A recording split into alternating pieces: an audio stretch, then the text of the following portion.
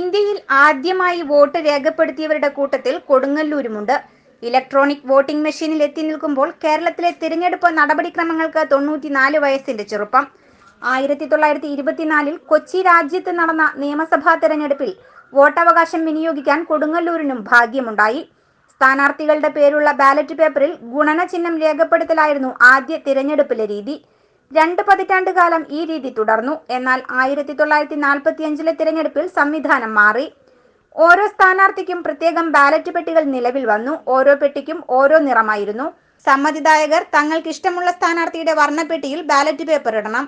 എന്നാൽ ആർക്ക് വോട്ട് ചെയ്തു എന്ന് കണ്ടറിയാനുള്ള സാധ്യത കൂടുതലായിരുന്നു. സ്വാതന്ത്ര്യാനന്തരം ഈ രീതിയും മാറി. വർണ്ണപ്പെട്ടികൾക്ക് പകരം സ്ഥാനാർത്ഥിയുടെ ചിഹ്നം വരച്ച പെട്ടികൾ സ്ഥാനം പിടിച്ചു. പ്രധാന പാർട്ടികളായിരുന്ന കോൺഗ്രസിന് നുകം വെച്ച കാളയും കമ്മ്യൂണിസ്റ്റ് പാർട്ടിക്ക് അരിവാളും നെൽക്കതിരുമായിരുന്നു ചിഹ്നങ്ങൾ. ഈ രീതിയും കാലക്രമേണ മാറി. ബാലറ്റ് പേപ്പറിൽ സ്ഥാനാർത്ഥിയുടെ പേരിന് നേരെ സീൽ കുത്തി ഒരേ പെട്ടിയിൽ നിക്ഷേപിക്കുന്ന സമ്പ്രദായം നിലവിൽ വന്നു. ഈ രീതി ഏറെക്കാലം നിലനിന്നു. വോട്ടവകാശത്തിലും ഇത്തരം മാറ്റങ്ങളുണ്ടായി.